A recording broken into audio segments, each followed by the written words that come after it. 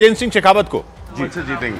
लेकिन अपोजिशन तमाम तरह के मुद्दे उठा रहे हैं, एंटी इनकमेंसी, विकास नहीं हुआ, बाहरी लोकल तमाम मुद्दे ये सब मुद्दे उठा के अब तो मुद्दे समाप्त हो गए, मुद्दे गौण हो गए।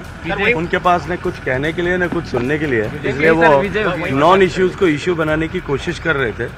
और जितने इश्यूज बनाए थे उन सब इश्यूज को परसों शाम को जो प्रेस वार्ता हुई है मुख्यमंत्री के ओएसडी ने, मुझे लगता है कि उसके बाद में सब कुछ स्पष्ट हो गया है कि किस तरह से षड्यंत्र रच करके पिछले 6 साल से सरकार सब कुछ कर रही थी।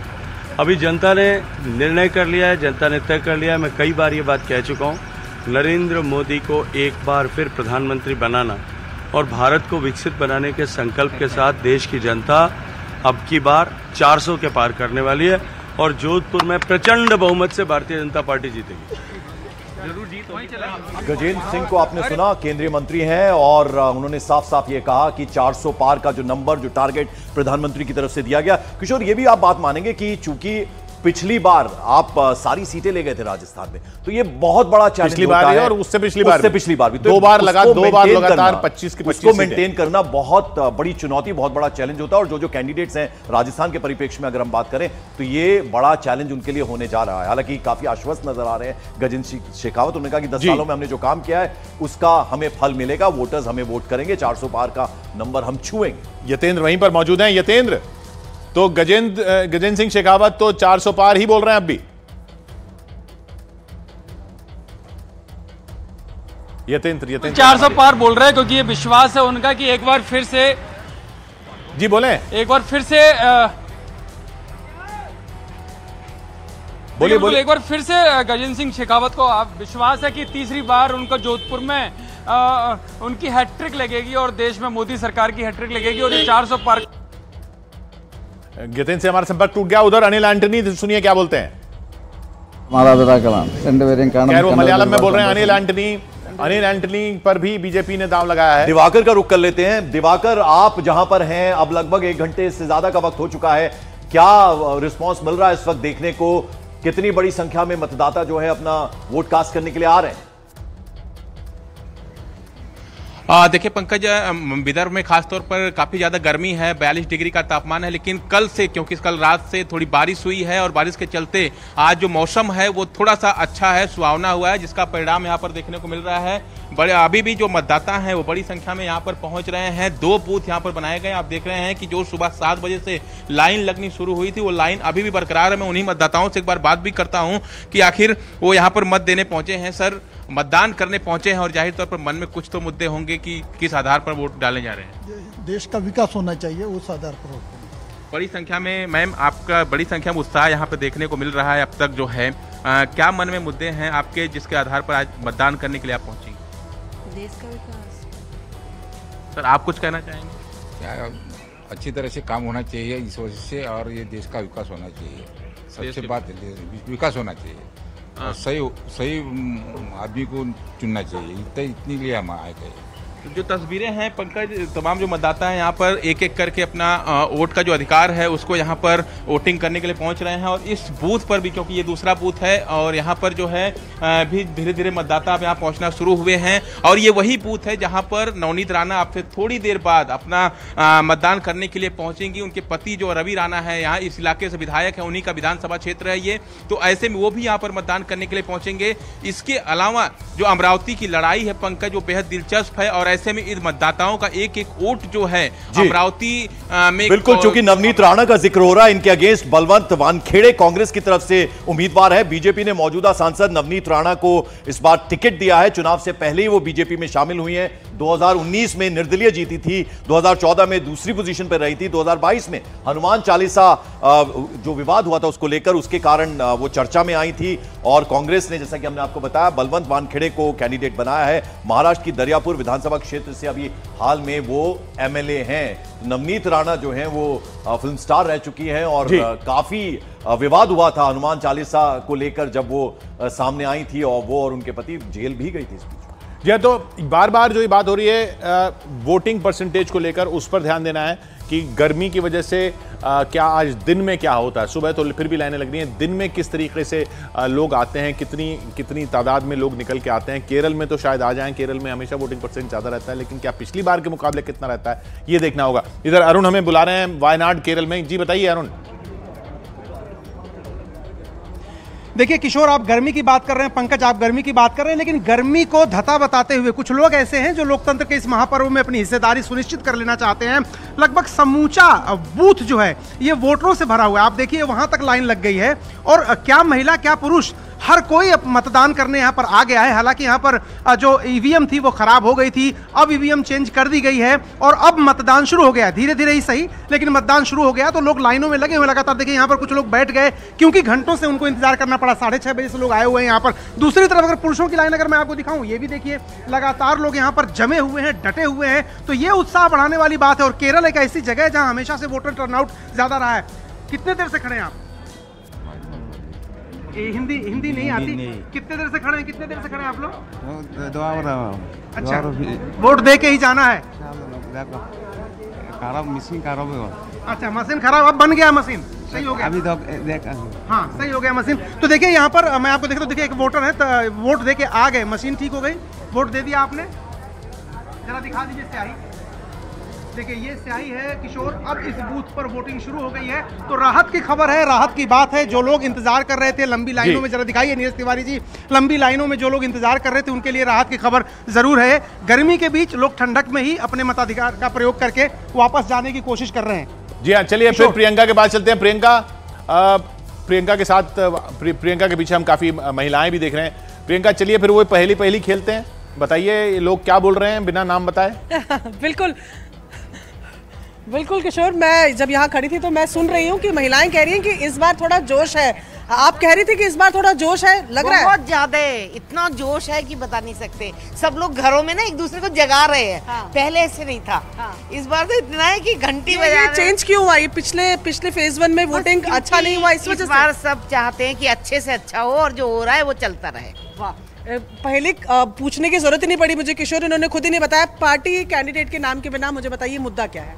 डेवलपमेंट, देश का डेवलपमेंट होना चाहिए। देश आज़ादी के बाद इतना पिछड़ गया, इतने साल हो गए, अब तक तो देश को डेवलप हो जाना चाहिए था। जापान 25 साल में डेवलप हो गया और इंडिया को अभी तो 75 साल हो गए अब तक डेवलपमेंट के। और डेवलपमेंट क्या चलता? डेवलपमेंट नहीं, डेवलप कंट्री और डेवलपमेंट। तो वही किशोर जिसकी बात लगातार हो रही है, वही गूगली यहाँ से फेंकी गई है, डेवलपमेंट। अब वो पुराना वाला नया वाला, उसमें कोई गूगली नहीं है। नहीं प्रियंका, कोई गूगली नहीं है। वो तो साफ कह रहे हैं कि जैसे चल रहा है वैसे ही चलते रहना चाहिए और 75 साल में नहीं हुआ, अब हमें विकसित भारत की तरफ जाना है। इसमें कोई गूगली नहीं है। इसमें तो बिल्कुल क्लैरिटी के साथ। हाँ, ये तो बिल्कुल। नीरज हमारे सहयोगी गाजियाबाद में। नीरज, हम देख रहे हैं लंबी कतार लग रही है, अब बढ़ चढ़कर हिस्सा लेने के लिए मतदान में लोग पहुंच रहे हैं। नीरज हमारी आवाज मिल रही है आपको? जी नीरज। पंकज बिल्कुल आवाज मिल रही है। यहाँ देखिए गाजियाबाद में लगातार वोटर जो है उनकी लंबी लाइन यहाँ लगने का सिलसिला शुरू हो गया है। ये देख सकते हैं गाजियाबाद के वोटर को वीवीआईपी सीट मानी जाती है, दिल्ली से सटी हुई है, यूपी का द्वार है। और मतदाताओं से पूछते हैं किन मुद्दों पे वोट कर रहे हैं, किन मुद्दों पे? डेवलपमेंट। किन मुद्दों पे आप वोट करेंगे? आप युवा हैं।